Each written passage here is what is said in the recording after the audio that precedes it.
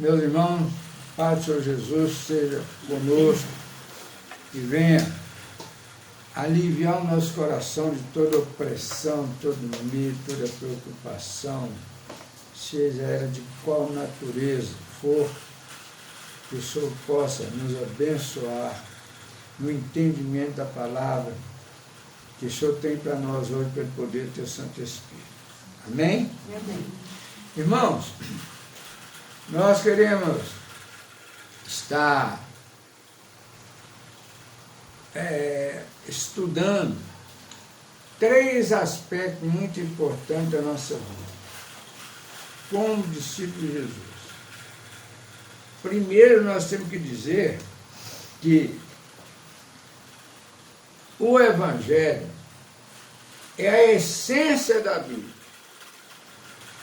Todas as epístolas, todas as cartas, é uma interpretação, um entendimento do Evangelho.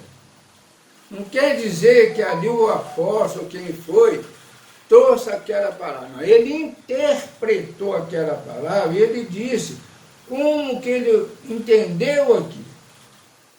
Não é a palavra dele, é o Evangelho, o ensinamento de Jesus. Esse é o primeiro aspecto que nós temos que entender. Nesse aspecto, nós vamos trazer aqui o que está no Evangelho de João, no capítulo 4, nos versos 9 e também nos versos 21 a 24. Nós vamos entender aqui que o apóstolo João relata o que ele viu caminhando juntamente com Jesus, na caminhada dele com Jesus, na caminhada pessoal dele com Jesus. Nós não caminhamos pessoalmente com Jesus, mas nós caminhamos espiritualmente com Jesus. Mas o sentido é o mesmo.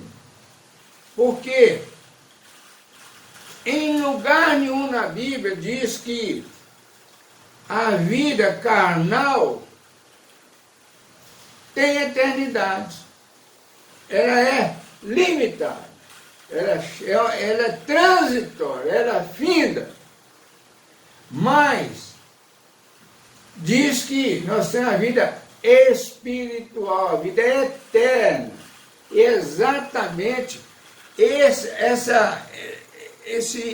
falar do João aqui, o comentário do João a respeito das andanças de Jesus, dos comentários de Jesus, ele percebeu que Jesus nunca falou em eternidade da carne, mas sempre deixou claro a eternidade espiritual. Então, ele diz assim no capítulo 4, ele relata um diálogo de Jesus com a samaritana. E ele diz assim no verso 9, primeiro nós vamos entender, quem teve a oportunidade de ler o capítulo 4, ele vai entender o seguinte, que Jesus, em determinado ponto da andança dele, ele para numa fonte e vem uma mulher samaritana e ele pede a ela água e ela dialoga com ele e ele pergunta pelo marido dela. Ela diz que não tem. E ele diz, se eu já tivesse 5 e esse que você está com ele não é seu. O que nós vamos entender com isso aí? Jesus estava falando da vida espiritual daquela mulher, o que Jesus estava vendo espiritualmente naquela mulher, que ele nunca tinha visto. Aí ele diz para ela assim, aliás, ela disse para Jesus, durante esse diálogo, ela fala o seguinte, lhe disse a mulher samaritana, como sendo tu judeu, pedes de beber a mim, que sou mulher samaritana? Porque os judeus não se dão com os samaritanos. Meus irmãos, o que aconteceu aqui? Aconteceu aqui que essa mulher, ela fala o seguinte: como tu, judeu, me pede água, uma mulher que sou samaritana? Porque no mundo existe uma divisão entre pessoas de diversas naturezas. Um porque é preto, outro que é branco, outro que é rico, outro que é pobre, outro que é letrado, outro que é analfabeto, outro que é isso, um nascido assim, outro nascido aquilo. A divisão existe no mundo, é comum. Como ali, há muitos anos passados, era uma população imensamente menor, ali nós podemos dizer que estava quase que no princípio, porque apesar do mundo já ser antigo, mas era muito pequeno. Jesus estava na Palestina, e ali os judeus detestavam os samaritanos. Por quê? Porque o samaritano é tido como gente de segunda classe. E aqui as pessoas nos comparam com classe 1, classe A, classe B, classe C, classe D, classe D, e vai diminuindo cada vez mais. Isso é o rudimento do mundo. Mas Jesus veio e diz assim, disse-lhe Jesus: mulher, podes crer que a hora vem, quando nem neste monte, nem em Jerusalém adorareis o Pai. Ele disse o seguinte, ele conversando com ela, mantendo esse diálogo com ela, ele foi mostrando para ela que o mundo é de divisão. Uns adoram aqui, outros adoram ali, uns aqui, uns no monte, outros reunidos, outros sozinhos, outros têm um compromisso assim, outros têm compromisso ali, não sei o quê. Então ele disse para ela: mulher, podes crer-me, pode crer em mim, que ele nem precisava perguntar, porque ele já tinha falado com ela, ela já sabia que ele era um homem sobrenatural, que tinha poderes sobrenaturais. Ele diz: podes crer-me, que a hora vem, quando nem neste monte se adora, nem em Jerusalém adorareis o Pai. Por quê? Vós adorarás o que não conheceis. Vocês adoram, feito papagaio. Vocês não sabem o que vocês estão adorando. Vocês estão adorando porque o chefe seus aqui da terra mandou vocês adorar. Assim adora, assim, assim assado. Aqui, ali, acolá. Então vocês estão adorando que vocês não conhecem. E eu vim para que vocês conheçam o Pai. Aí ele diz: nós adoramos o que conhecemos, porque a salvação vem dos judeus. Então ele está dizendo que a salvação vem dos judeus. Por que ele está dizendo que a salvação vem dos judeus? Porque Jesus, como homem, ele é descendente de judeu. Ele é descendente da fina elite, dos escolhidos, descendente de Davi. Mas ele não veio para isso. Ele veio para fazer exatamente essa separação, onde não existe mais vários povos, mas dois povos, o salvo e o não salvo. Aí ele diz que, mas vem a hora, e já chegou, em que os verdadeiros adoradores adorarão o Pai em espírito e em verdade, porque são estes que o Pai procura para seus adoradores. Jesus está dizendo, meus irmãos, que não existe carismático, pentecostal, tradicional, teólogo, não sei das quantas, sei o quê. Isso, nada disso existe. Isso é o Evangelho. É o Evangelho. O resto são acréscimos. Acréscimo, uma forma de conduzir o rebanho, para se amarrar o rebanho. que a adoração é espiritual, é no coração, é espírito, é comunhão com o Pai. É para isso que o Espírito Santo veio, para fazer essa ligação, essa comunhão entre a pessoa e o Pai, pelo Espírito, pelo Espírito. Então, tudo que nós temos visto em termos de religiosidade é engano. Qualquer religião é engano. Nós não estamos dizendo aqui que a religião prega o mal.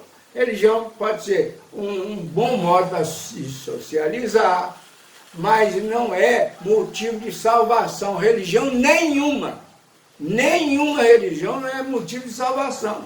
Quem salva é Jesus. Por isso que ele veio, para conscientizar. E ele não mandou recado, ele deixou patente, claro, para que as pessoas vejam a razão. E ele deixa de uma maneira que o Espírito Santo fala conosco a cada dia. Todos nós temos experiência de Jesus falando conosco, até quando nos acontece o mal. Está vendo? Está vendo? Isso é o Espírito Santo falando. Aí diz que Deus é Espírito. E importa que os seus adoradores o adorem em espírito e em verdade. Jesus está dizendo para aquela mulher samaritana, está ensinando para ela que a divisão não existe, essa divisão, isso é profano, essa divisão de homem, humano, que a divisão, ele veio para salvar aqueles que nele creem. Então, existe os já salvos e os não salvos. Não existe dois povos. Não existe japonês, não existe chinês, não existe espanhol, não existe nada, não. É salvo e não salvo. Salvo e não salvo. Meus irmãos, nós precisamos de tomar essa consciência, porque senão nós vamos, a cada dia que nós mudamos de uma doutrina, nós aprendemos uma coisa diferente e tomamos aqui como certo. O certo é o Evangelho de Cristo. No Evangelho não existe nada que nós somos incapazes de conhecer. O Evangelho diz que é o seguinte, que ame o próximo como a ti mesmo. Não deseje aos outros aquilo que você não quer para você. Se você não perdoar, também não sereis perdoado. É isso. Esse é o Evangelho, é a transformação de vida, porque na nossa carne não existe capacidade de perdão. Na nossa carne não existe capacidade de amor. Na nossa carne não existe essa empatia com as outras pessoas. Isso é da nossa carne. Nós só queremos para nós. Só para nós. Só para nós. Então nós precisamos de transformação. Transformação. A igreja pode até nos educar segundo os princípios dela. Ela não tem capacidade de fazer transformação na vida de ninguém. Não adianta a pessoa ter um comportamento espetacular na igreja e fora da igreja. Qual é o comportamento? O que se diz igreja? A igreja é invisível, nós temos que ser iguais, sem a manifestação dos nossos males, dos nossos erros, da nossa prepotência, das nossas arrogâncias. E isso, nós temos que saber que isso não se faz com varinha de condão, isso é pelo processo da nossa transformação, é pelo processo do nosso caminhar, é o processo da nossa intimidade com o Evangelho, é o processo de a gente ir a cada dia aperfeiçoando, aprendendo mais o que o Evangelho está dizendo. Porque aqui, tudo aqui, e isso aqui não é para ser lido literalmente, não. Se lermos a Bíblia literalmente, não vamos saber nada. Por isso nós vamos ter que aprender o que é o Evangelho. o Evangelho, qualquer coisa que se acresce no Evangelho, atrapalha. Se acrescer ou cortar, atrapalha. Atrapalha. Então, esse é o primeiro aspecto que nós temos para saber que é o Evangelho, não existe outra coisa. Todas as outras coisas, não estamos condenando as outras coisas. Nós estamos dizendo que não é eficaz, não é instrumento de salvação. O instrumento de salvação é o sangue de Jesus derramado na cruz, é a ressurreição de Jesus que é instrumento de salvação. Mais nada, qualquer coisa que você pensar dentro e fora disso aí, é acréscimo que não altera absolutamente nada. Aí, Jesus, dando continuidade ao diálogo com aquela samaritana, ele diz, fala com ela, a respeito da nova aliança. O que a aliança traz? O que é aliança com Cristo? O que é? Aí ele começa a falar com ela a respeito de ele veio para trazer fogo e dissensão sobre a terra. Será que Jesus veio trazer fogo para destruir a terra? Será que ele veio trazer dissensão, trazer briga, lutas na terra? Em absoluto.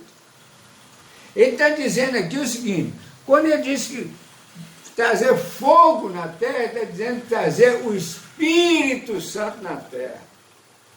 Quando ele diz que vai trazer dissensão à terra, é a separação dos salvos e os não salvos. Essa que é a dissensão. É a separação dos salvos e os não salvos. Aí ele diz assim, eu vim para lançar fogo sobre a terra, e bem quiser que já estivesse a arder. Olha a literalidade da palavra. Eu vim para lançar fogo sobre a terra, e bem quiser que já estivesse a arder. Ele já queria que o fogo tivesse pegando. Não é isso. Ele está dizendo que ele veio trazer o Espírito Santo sobre a terra, para que haja convencimento dos corações.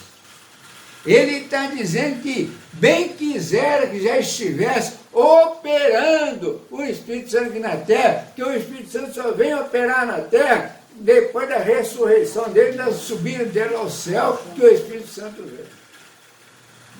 Isso aqui é o fogo que ele quer, o Espírito, é o fogo do Espírito. A dissensão, a separação do salvo e o não salvo. Por que o salvo e o não salvo? Porque a salvação, ela é dinâmica. Salva um, salva uns outros. Cada dia tem salvação. Cada dia tem salvação. Aí ele diz que... Dá o versículo onde você está lendo, pessoal. 49. Desculpa. Capítulo 12, verso 49 ao 53. 12. Desculpa. Capítulo 12, verso 49 ao 53. É Lucas, né? Desculpa, viu? Aí ele diz assim...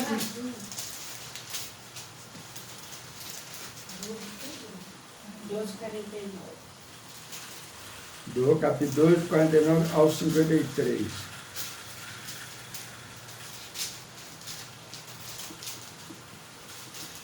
Já falei sobre o 49, vou falar sobre o 50. Tenho, porém, um batismo com o qual hei de ser batizado.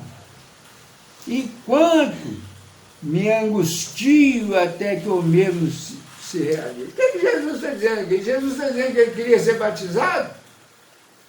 Não, ele está dizendo, o batismo que ele está dizendo é aquele passamento da morte dele, da crucificação dele na cruz, a morte, o sepultamento e a ressurreição. Isso que é o batismo que ele quer. Por isso que simbolicamente faz o batismo dessa forma. A pessoa de costas, ele submerge na água, depois ele morreu, foi sepultado, levanta ressurrei. Isso que é o batismo que Jesus está dizendo aqui. Ele não estava dizendo literalmente que quer ser batizado. Ele quer passar pelo batismo para o qual ele veio. Supondes que vim para dar paz à terra? Não. Eu vou-lo afirmo, antes de divisão. Então Jesus veio aqui para fazer confusão, veio cá para fazer divisão. Ele não veio trazer paz à terra, porque daqui em diante estarão 5 divididos numa casa, 3 contra 2 e 2 contra 3. Não é que a família vai brigar por isso ou por aquilo, não, que todos nós sabemos que família vive brigando por isso por aquilo, mas estão brigando pela compreensão do Evangelho. Uns vão entender o Evangelho, vão abraçar o Evangelho, e outros não. É isso que traz a dissensão, traz a divisão. E ele diz que estarão divididos, pai contra filho. Quantas casas nós conhecemos que o pai é cristão e o filho não, ou ao contrário, filho sim, o pai não. Filho contra pai, mãe contra filha, filha contra mãe, sogra contra nora e nora contra sogra. Não é questão de briga, de agressão física, de desmoralização, não.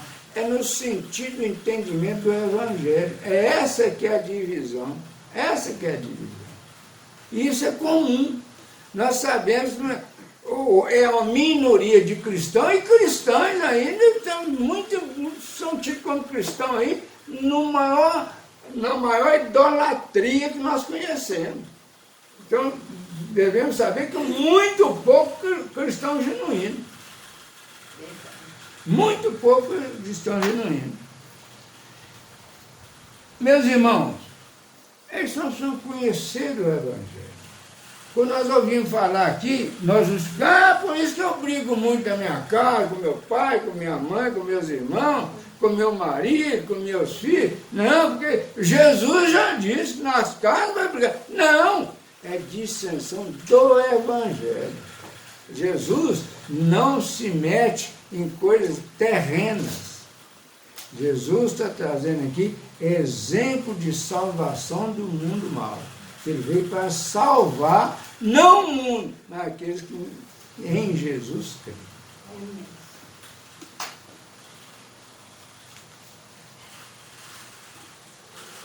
Essa que é o que a nova aliança nos traz.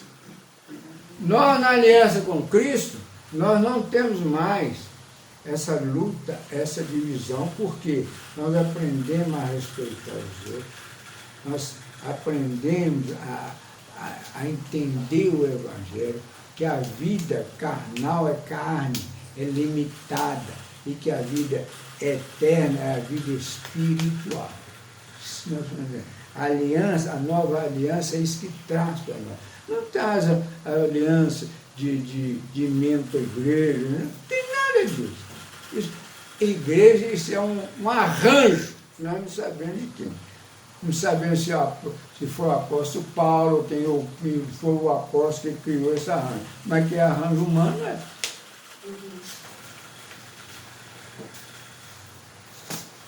Aí, meus irmãos, quando nós passamos a conhecer o Evangelho, quando nós passamos a entender o Evangelho, que o Evangelho não é literal, não é pegar a Bíblia aqui e ler simplesmente e entender o que está escrito, não. É espiritual. É lembrar que o Evangelho é espiritual. O Evangelho não trata de assunto terreno. Ah, então Jesus não faz nada. Se nós somos salvos, já está tudo feito na nossa vida. Se nós não somos salvos, não tem nada feito na nossa vida. Simples assim. Aí, nós estamos falando aqui do Evangelho. O Evangelho, ele, quando Jesus vai crucificado na cruz, morre, sepultado,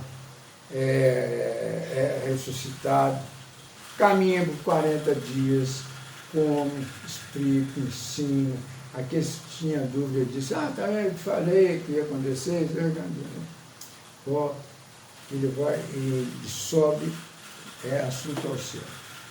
Aí começa, o que Jesus deixou para aqueles discípulos, aqueles apóstolos?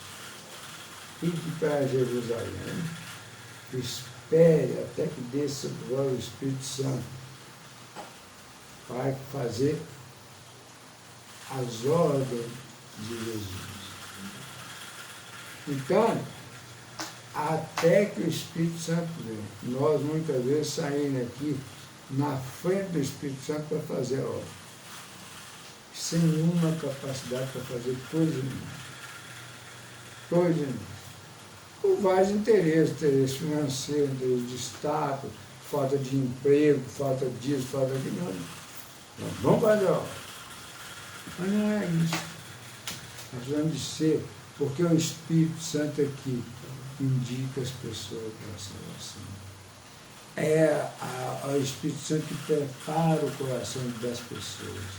É o Espírito Santo que abre os ouvidos da pessoa. É o Espírito Santo que abre o intelecto da pessoa. É o Espírito Santo que abre o coração da pessoa. É o Espírito Santo que põe a palavra na tua boca para falar com a pessoa. É o Espírito Santo que põe a palavra no seu coração e no seu intelecto para você falar com a pessoa. Não tem obra nenhuma de ninguém. A obra é do Espírito. Graças a Deus. Aí,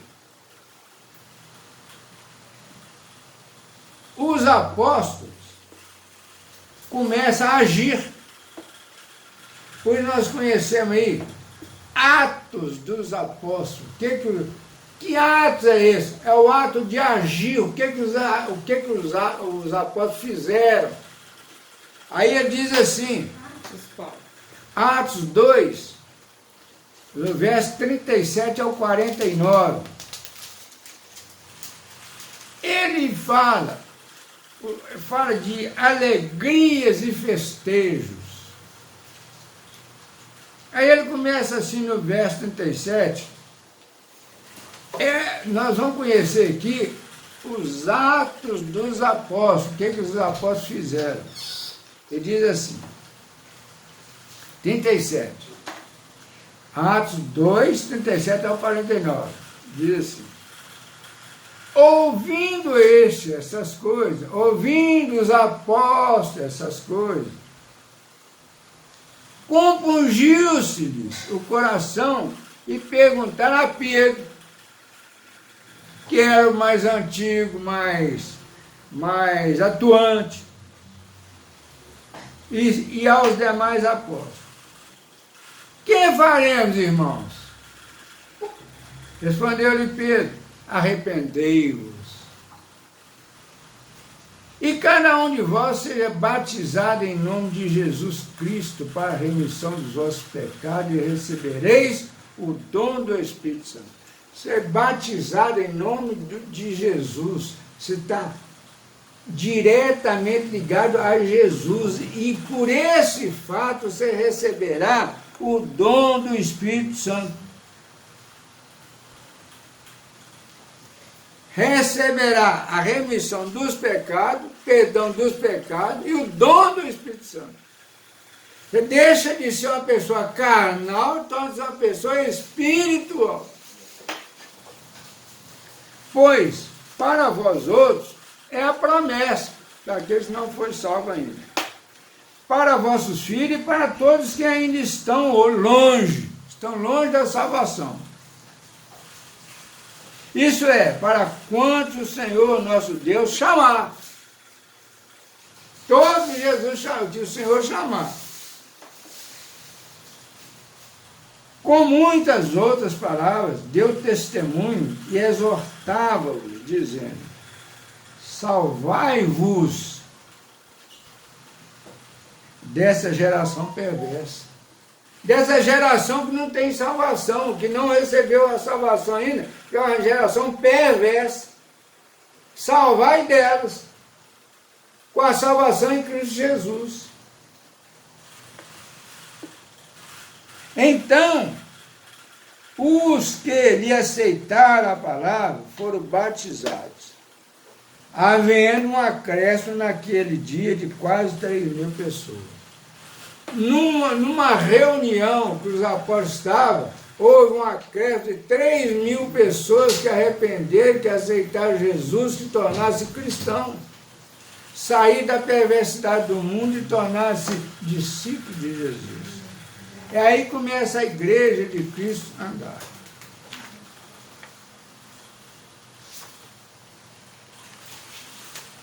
E como eles viviam? Esses discípulos, esses salvos. 42. Eles perseveravam na doutrina, nos ensinamentos dos apóstolos e na comunhão, no convívio sadio, respeitoso, amistoso, no partir do pão e nas orações. Isso é os cristãos, os discípulos de Jesus, os que hoje são apelidados de crentes. Em cada alma havia temor pelos seus atos. Cada um desses que foram salvos tinham temor pelos atos deles. E muitos prodígios e sinais eram feitos por intermédio dos apóstolos. Os apóstolos faziam prodígios e milagres, não é porque eles são especiais, não. É para aqueles que estão chegando a acreditar em Jesus. Não é para acreditar no apóstolo, não. O apóstolo não é nada, não. É para acreditar em Jesus.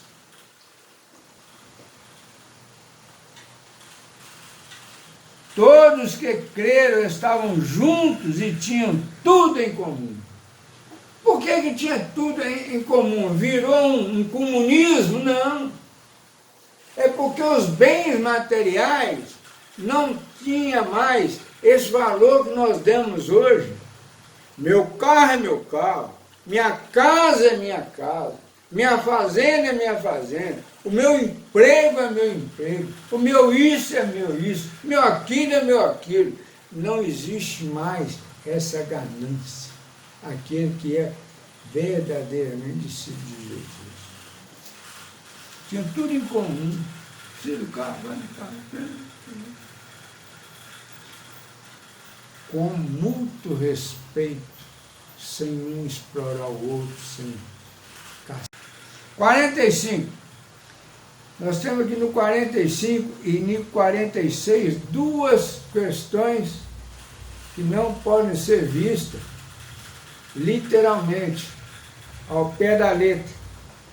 Que diz o 45, diz: vendiam as suas propriedades e bens, distribuindo o produto entre todos, à medida que alguém tinha necessidade.